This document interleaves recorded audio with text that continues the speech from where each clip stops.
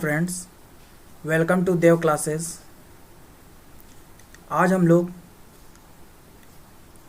Indian contribution देखेंगे geography में कि हमारे पूर्वजों ने ज्योग्राफी को क्या क्या दिया है, भारतीयों का क्या कंट्रीब्यूशन रहा है हमारे ज्योग्राफी में।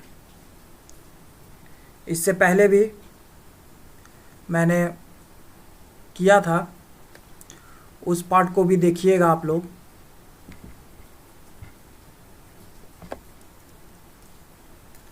अभी तक आपने अगर मेरे चैनल को सब्सक्राइब नहीं किया है तो सब्सक्राइब कीजिए, लाइक कीजिए, कमेंट कीजिए और शेयर कीजिए।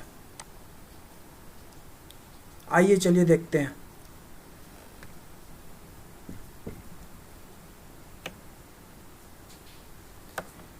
सबसे पहले दुनिया का जो सबसे ओल्डेस्ट टेक्स्ट है जिसको ऋग्वेदा कहा जाता है, ठीक है। ये जो ऋग्वेदा है ये दुनिया का सबसे ओल्डेस्ट टेक्स्ट है, दुनिया का सबसे ओल्डेस्ट टेक्स्ट। इसमें जो है इसमें डिस्क्रिप्शंस ऑफ स्टार्स के बारे में बताया गया है, डिस्क्रिप्शंस ऑफ स्टार्स के बारे में बताया गया है कि इसमें ऋग्वेदा में, ऋग्वेदा जो कि ओल्डेस्ट टेक्स्ट है दुनिया का, उसमें डिस्क्रिप्शंस ऑफ स्टार्स के बारे में बताया गया है, ठीक है। इंडियन एस्ट्रोलॉजी जो थी, इंडियन एस्ट्रोलॉजी ये आपका 600 BC से स्टार्ट हुआ है। 600 BC यानी the age of Buddha, 600 BC the age of Buddha इस समय स्टार्ट हुआ है।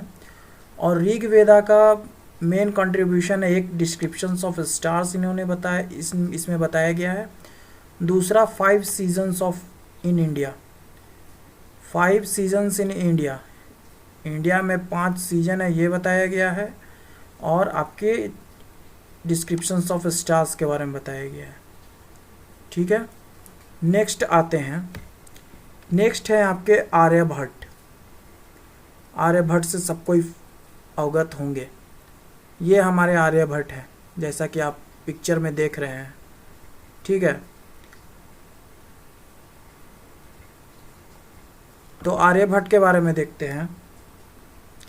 आर्यभट्ट जो है वो इंडियन ज्योग्राफर थे, ठीक है। आर्यभट्ट ने बताया था कि अर्थ जो है वो स्फेरिकल बॉडी है, ठीक है। अर्थ जो है वो स्फेरिकल बॉडी है, स्फेरिकल बॉडी है। और इन्होंने उसका सरकमफेरेंस कैलकुलेट किया था, इन्होंने अर्थ का सरकमफेरेंस कैलकुलेट किया था जो कि 24,835 माइल्स इन्होंने कैलकुलेट किया था। 24,835 माइल्स इन्होंने कैलकुलेट किया था, जो कि अभी प्रेजेंट में जब कैलकुलेशन हुआ है, तो ये 24,901 माइल्स निकला है, 24,901 माइल्स। दोनों में डिफरेंस आपका 66 का है, ठीक है, 66 का है। तो अगर 24,901 आप प्रेजेंट का याद करते हैं तो आर्यभट्ट का जो कैलकुलेट किया था उसमें 66 माइनस कर दीजिएगा तो 24,835 माइल्स आ जाएगा। ये आपका याद करने का तरीका मैं बता रहा हूँ, ठीक है। आर्यभट्ट का फेमस का बुक का नाम है आर्यभट्टियम, ठीक है, इनके फेमस बुक का नाम है। और आर्यभट्ट ने ही सबसे पहले ज्योग्राफी को हिंदी टर्म भूगोल दिया था, हिंदी टर्म भूगोल सबसे पहले आर्यभट्ट ने दिया था। अपनी सूर्य सिद्धांता उनकी बुक थी, इसी में उन्होंने बताया था कि ज्योग्राफी को हिंदी में भूगोल कहेंगे, ठीक है। नेक्स्ट आते हैं,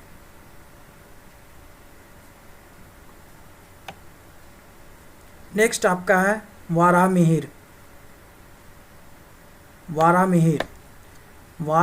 जो है वो आपका सोलर और लूनर इक्लिप्स के बारे में बताए थे। सोलर और लूनर इक्लिप्स मतलब सूर्य ग्रहण और चंद्र ग्रहण। तो सूर्य ग्रहण और चंद्र ग्रहण के बारे में किन्होंने बताया था आपको? वाराहमिहिर ने बताया था। वाराहमिहिर ने बताया था सूर्य ग्रहण और चंद्र ग्रहण के बारे में। और इन्होंने एक सिद्धांत दिया था जिसका नाम था पंच सिद्धांतिका। पंच सिद्धांतिका, इसमें 5 चीज़ थे।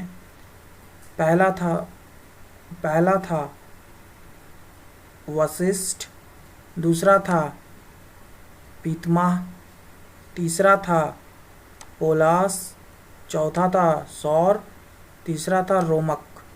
ठीक है, ये 5 मिला करके इन्होंने पंच सिद्धांतिका दिया था। ठीक है, पहला तो इन्होंने ग्रहण के बारे में बताया था कि सूर्य ग्रहण और चंद्र ग्रहण के बारे में। दूसरा इन्होंने पंच सिद्धांतिका दिया था। ये 5 चीज़ मिला करके वशिष्ठ, पीतमाह, पोलस, सौर और रोमक, ठीक है, ये मिला करके इन्होंने पंच सिद्धांतिका दिया था। नेक्स्ट आइए,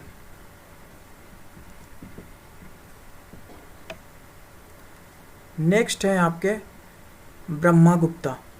ये ब्रह्मगुप्ता का फिगर है। ठीक है,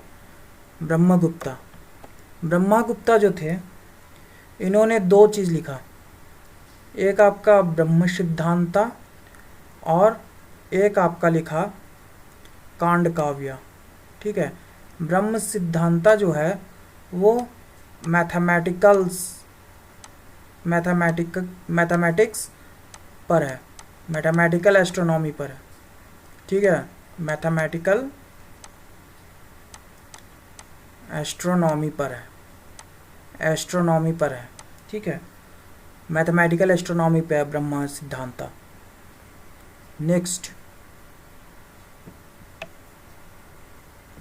नेक्स्ट आपके भास्कराचार्य एक इम्पॉर्टेंट है हमारे इसमें।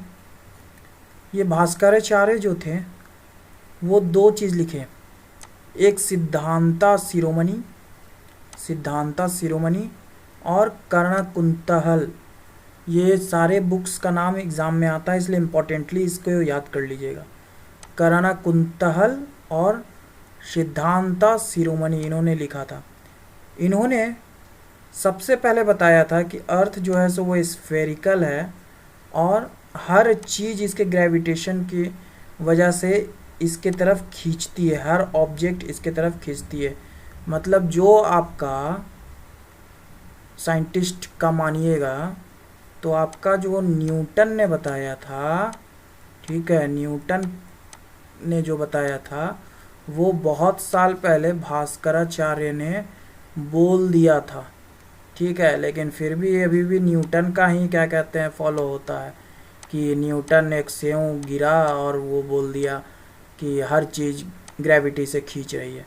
बल्कि भास्कराचार्य ने तो बहुत पहले ही बता दिया था कि ग्रेविटेशनल फोर्स के कारण सब कुछ पृथ्वी की ओर खींचती है और पृथ्वी जो है स्फेरिकल है। ठीक है, इनकी 2 बुक लीलावती और बीजगणित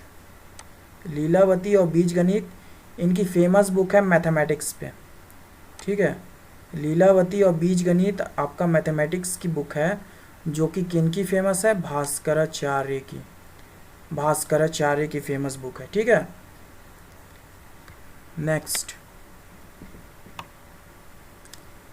नेक्स्ट आपका जम्बू द्वीपे। आप लोग पूजा करते होंगे, पंडित जी से सुनते होंगे जम्बू द्वीपे, बहुत सारी चीज़ों में जम्बू द्वीपे।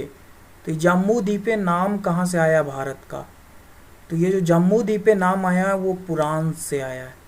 पुराण में भारत को जम्बू द्वीपे कहा गया। किसमें? पुराण में भारत को क्या कहा गया? जम्बू द्वीपे। ठीक है, एक चीज़ और, जो हमारा ईस्टर्न कोस्ट है, ईस्टर्न कोस्ट ऑफ इंडिया, इसको एंशियंट समय में महेंद्र मलाई कहते थे। ठीक है, आज भी यहाँ महेंद्रगिरी नामक एक पहाड़ी है, ठीक है, इसी के नाम पे। तो एंशियंट में इसको महेंद्र मलाई कहते थे। आपका कौन सा पार्ट? ये वाला पार्ट, ये वाला पार्ट यहाँ पर आपका महेंद्र